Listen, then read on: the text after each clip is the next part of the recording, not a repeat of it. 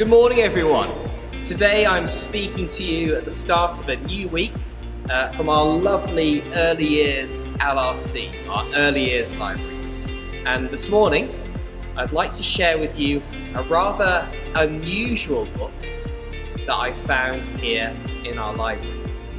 And this book, you might see, is titled This Week, and it's by some chap called Mr. Marcus.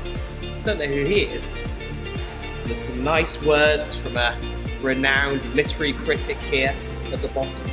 And I'd like to share this poem with you today.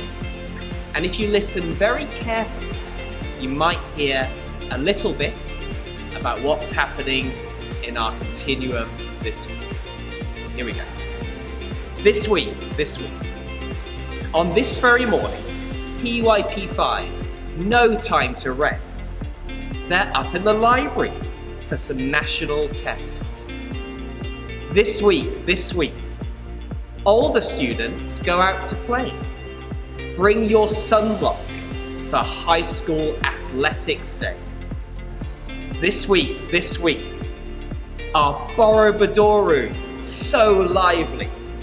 Singing voices ready for our EY assembly. This week, as we communicate with others, be reflective.